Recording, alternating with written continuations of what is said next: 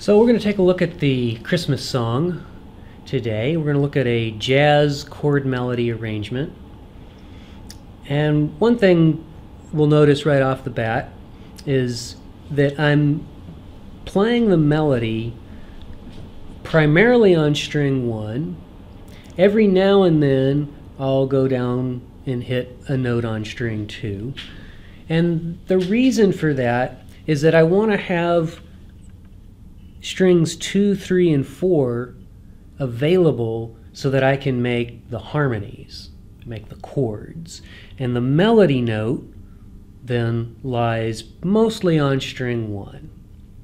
And when it does go to string 2, it means that I can only harmonize with these 2 strings below it. Right? If we harmonize above on the uke, we lose our melody note. Right?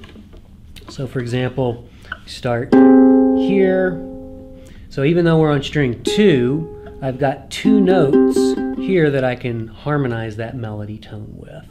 And then I'm up on string 1, and now I can use all 4 strings to make these chords.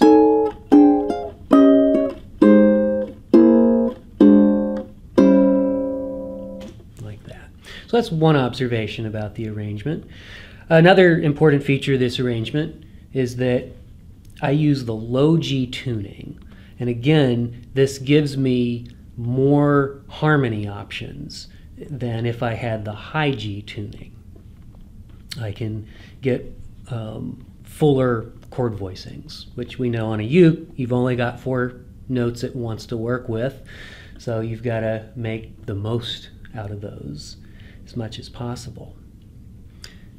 Another thing that we can notice from this arrangement is that a lot of the chord shapes are not root position types of chords.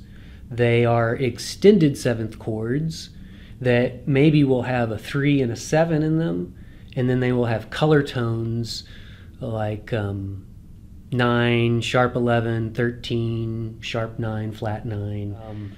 Let's just take a look even at these first few chords. So here we have a major 7th chord.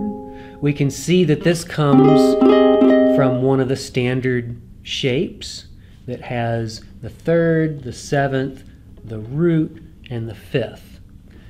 Obviously, I'm going to leave the 5th out because I want the root to be the highest note. We move here. This is a B13. So we've got the 3rd, the 7th, the 9th, and the 13th. So we don't even have the root note in the chord. But because we've got the 3rd and 7th, it does give us the important movement, right? Then it goes down to a B flat 13. Our melody note moves. Goes down to A sharp 11. So again, we've got 3rd, 7th, the 9th, and here's our sharp 11. And our melody note goes down and back to standard root position kind of chord. Root 5, 7, 3. All right. So that sounded like that.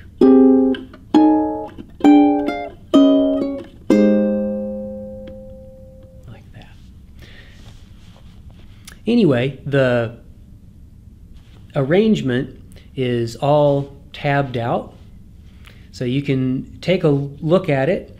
And I do run a Jazz Lab course that will explain a lot of these kinds of things in great depth and how to make use of them, how to create these kinds of shapes and these sorts of harmonies, things like that.